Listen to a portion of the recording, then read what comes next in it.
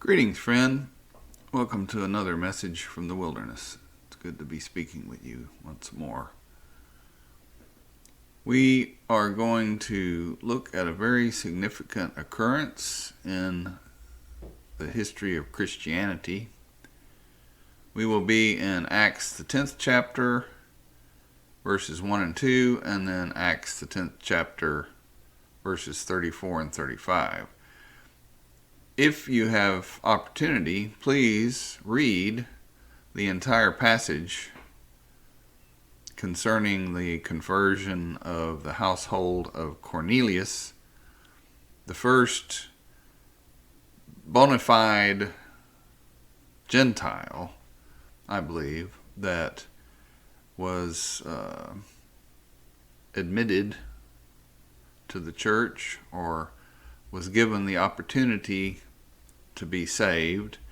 You can phrase that in different ways, but it's a significant event. Up to this time, the church had been made up of those from Judaism and possibly some converts to Judaism, but who had been in Judaism as a religion.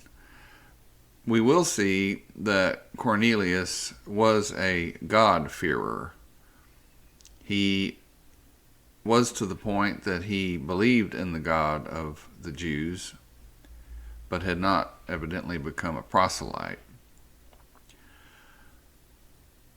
Let's look at these verses, and we'll emphasize, as then the Spirit has emphasized, what was important in this man's life that allowed him to be a candidate for salvation. Let's begin Acts 10, verse 1. Now there was a certain man in Caesarea, Cornelius by name, a centurion of what was called the Italian regiment, a devout man, and one who feared God with all his house, who gave gifts for the needy generously to the people, and always prayed to God. Well, it was hard for some who had come out of Judaism into Christianity to believe that Gentiles could be saved. This passage, the entire 10th chapter of Acts, shows definitively that these people could be saved. God showed this in a very striking way. And we see then in verse 34 where Peter showed that he totally believed that these Gentiles could become Christians.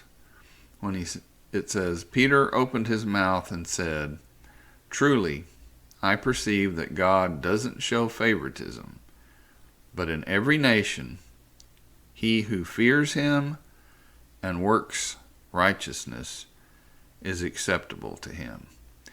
And what we want to hone in here on is the idea of one who fears God, and as a Christian, of course, that would involve having faith in Christ, and the second part, works righteousness. Now, if we go back to the first verses, the first part of chapter 10, we see that he prayed, he feared God, he prayed constantly.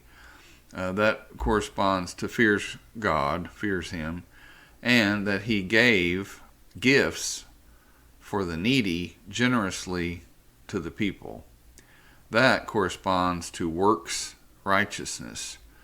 That's what Cornelius did, and obviously, and we will see this more and more as we've seen already for those in the church, this idea of fearing God or having faith in Christ and doing good works, doing works of righteousness, helping the needy,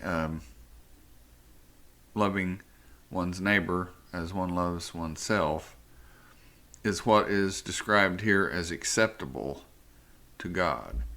Now, this might sound like something that should be thoroughly discussed, and that's what we're doing. We're showing this.